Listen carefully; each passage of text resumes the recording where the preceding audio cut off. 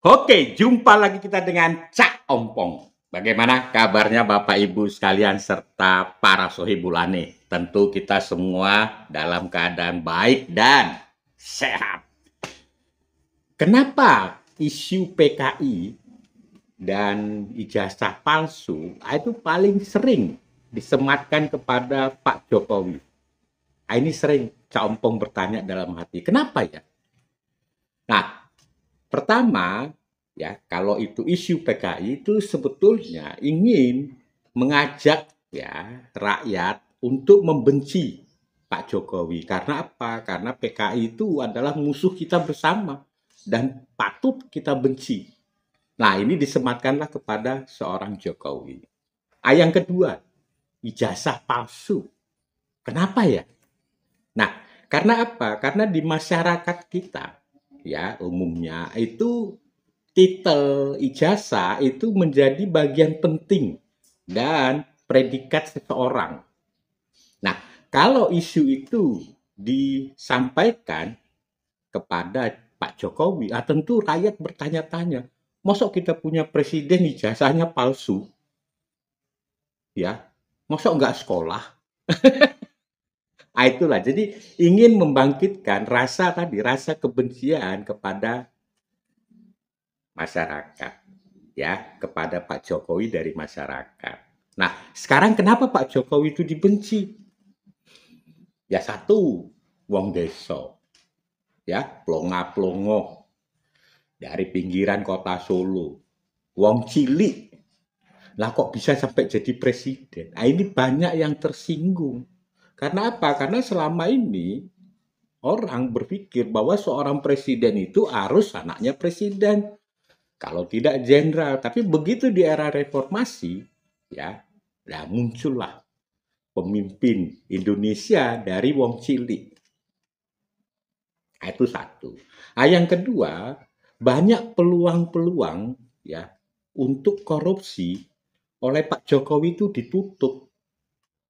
Ya, korupsi kebijakan, contoh misalkan Petral. Nah, itu ditutup.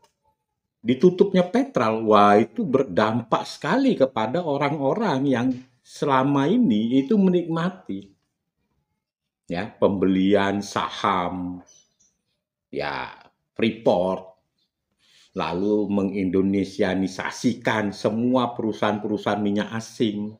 Nah, ini kan banyak kepentingan-kepentingan orang yang ya dalam tanda kutip tertutup. Nah, yang ketiga ya kalau kita melihat pembangunan itu pro rakyat. Artinya apa? Artinya pembangunan itu tidak semata-mata di Jawa sentris, Indonesia sentris. Jadi semua rakyat di Indonesia itu menikmati hasil pembangunan Pak Jokowi.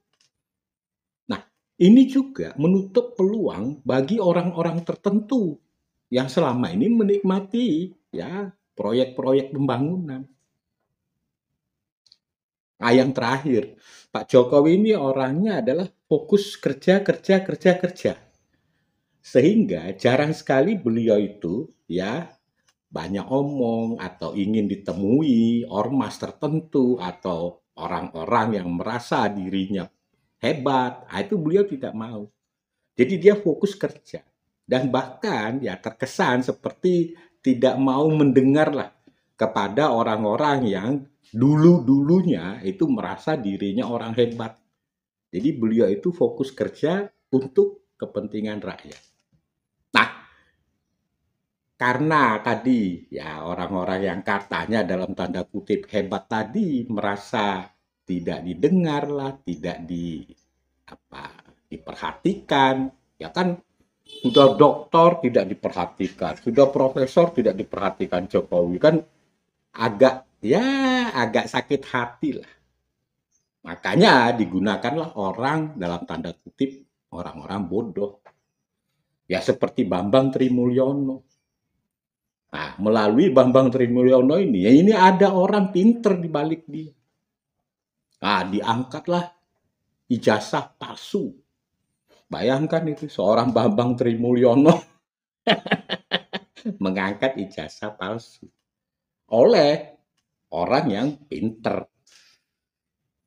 Orang pinter tapi tidak digunakan oleh Pak Jokowi.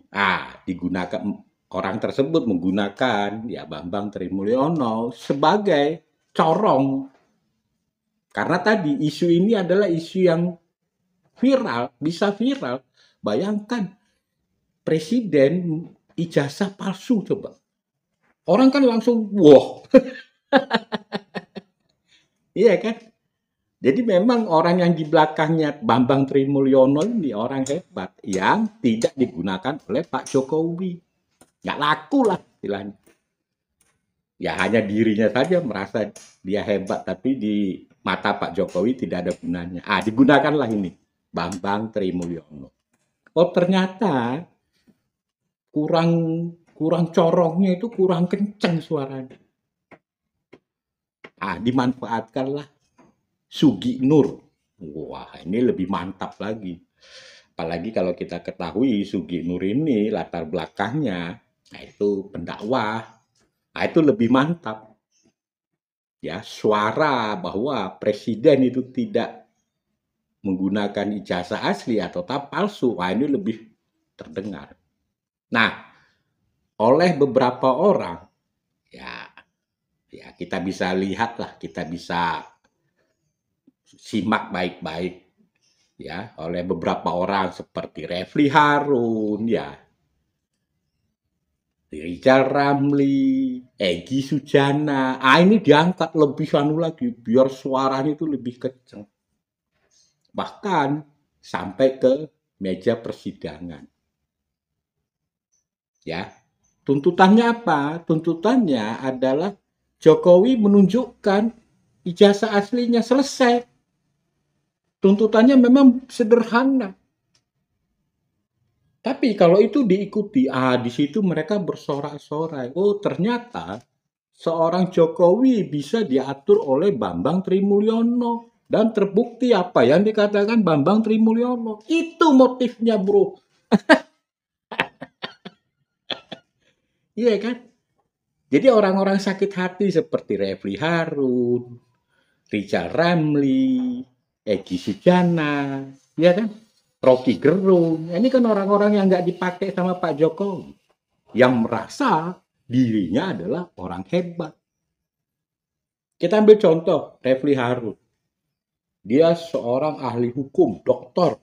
Ya, ahli hukum tata negara. Masa nggak paham sih bagaimana hukum tata negara seorang presiden itu seperti apa? Persyaratannya itu apa? Saya rasa dia tahu. Itu satu. Yang kedua, kalau mau minta data-data mengenai Pak Jokowi, tidak perlu ke Pak Jokowi. Iya kan? Seorang BIN pasti sudah, ya, institusi Badan Intelijen Negara itu pasti sudah menyatakan bahwa Pak Jokowi jasanya palsu. Nggak perlu Bambang Trimulyono. Nah ini sudah mulai dari wali kota, gubernur, ya kan, presiden. Nah waktu 2014 isunya presiden itu PKI. Nah sekarang isunya ya tadi ijazah palsu. Seperti apa yang saya sampaikan di awal. Memang dua isu ini membuat rakyat itu senang dengarnya. Ya, nah kita rakyat-rakyat ini harus pintar. Bahwa orang yang menyampaikan itu adalah orang-orang yang memang sakit hati. Dan dia memanfaatkan orang bodoh. Pertanyaannya, mana yang lebih cerdas? Seorang Sugi Nur atau Refli Harun? Bayangkan, orang yang tak berijazah diajak podcast oleh Sugi Nur membahas ijazah palsu Jokowi oleh orang yang ahli hukum tata negara. Gimana itu, bro? Mana yang lebih pintar coba? Mana yang lebih cerdas? Oke, ayo kita cerdas ya, supaya bangsa ini selamat. Saya meminjam kata-kata Bang Arde Armando.